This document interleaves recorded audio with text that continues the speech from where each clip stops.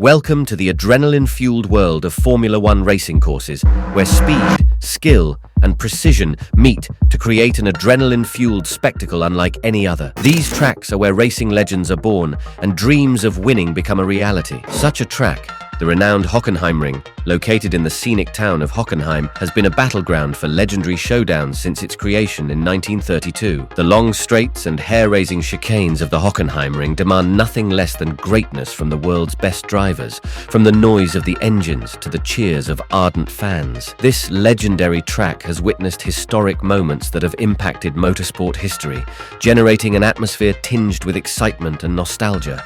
Join us on a tour through the heart of German racing heritage, where the chase of win and the spirit of competition have left an unforgettable stamp on the soul of Hockenheimring. Every track offers a tale, from the historic streets of Monaco, where beauty and status merge flawlessly with the raw emotion of motorsport, to the sweeping bends of Suzuka, where engineering creativity meets the poetry of motion. Let's find out what made this beautiful piece of engineering abandoned in the depths of a forest. The Hockenheimring, formerly known as the Dreieckskurs, was built in 1932. Ernst Christ, a teenage timekeeper who felt that a racing track should be built in his hometown of Hockenheim, is the man behind it.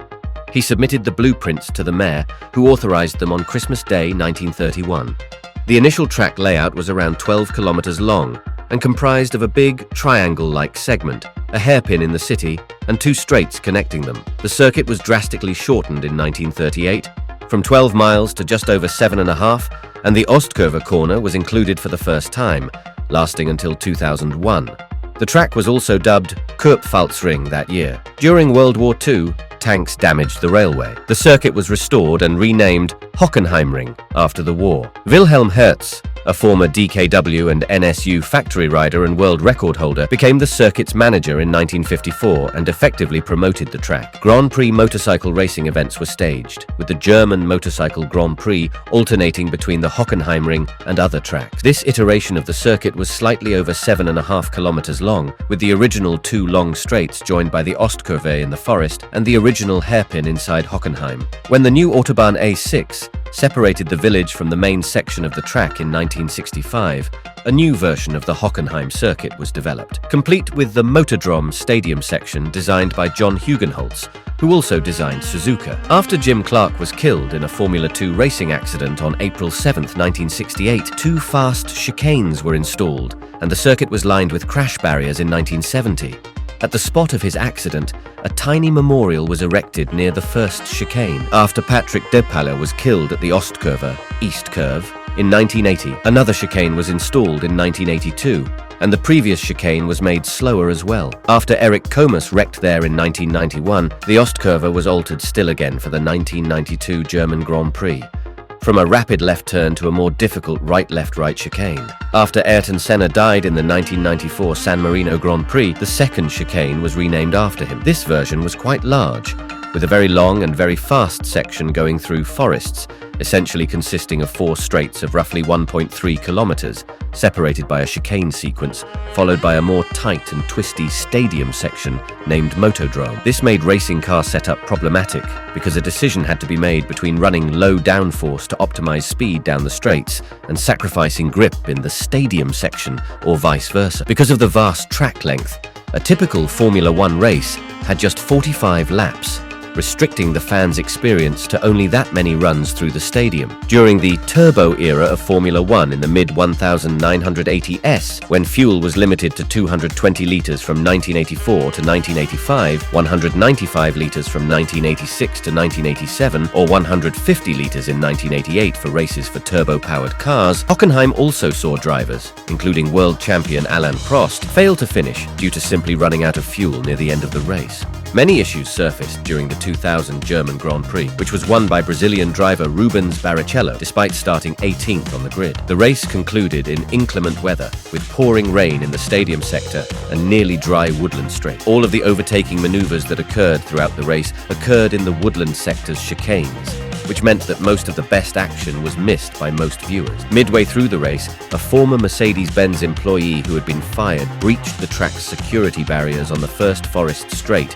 exposing vulnerable security facilities in the forest and prompting the deployment of the safety car, which neutralized the two Mercedes-powered McLaren's comfortable lead. Later, in the braking zone for the third chicane, French driver Jean Alesi collided with Brazilian Pedro Diniz, and his vehicle spun wildly down the track, causing him dizziness for 3 days. These accidents caused the FIA to make significant improvements to spectator viewing, safety and security at the track, alleging that the track was no longer suitable for modern Formula One racing. In the early 2000s, F1 officials urged that the 6.823-kilometer circuit should be shortened, threatening to shift racing to other tracks such as the Euro Speedway Lausitz and venues in Asia. The Baden-Württemberg state government provided funding for Hermann Tilke's redevelopment of the 2002 German Grand Prix.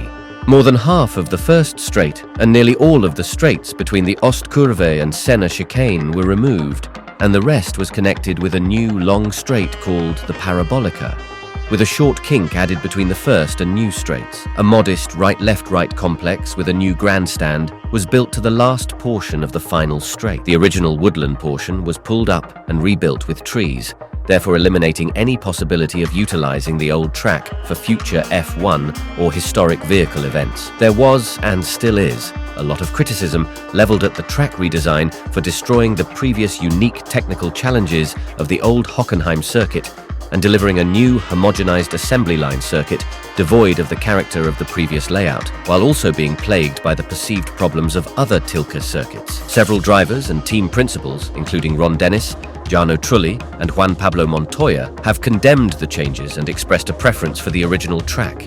A new Jim Clark Memorial was also installed as part of the track layout adjustment. This is outside of the present track's turn 2, where the previous track continued out into the woods and the new reduced track curves to the right. Because of the big grandstands donated by Mercedes-Benz, the new track has a seating capacity of 120,000 people. The property also includes a quarter-mile drag racing circuit. It holds the Nitro Lynx, Europe's greatest drag racing event, and was one of the last top fuel circuits to race to 0.25 miles before the FIA altered the nitro categories to the now recognized 1,000 feet mark in 2012. Anyways, according to Forbes, 232,000 people attended the events throughout the weekends in 2006. By 2014, attendance had dropped to just 94,000, a significant reduction from its peak years. A possible return to Hockenheim has been proposed multiple times, but there has been no definite plan or word that it will return anytime soon.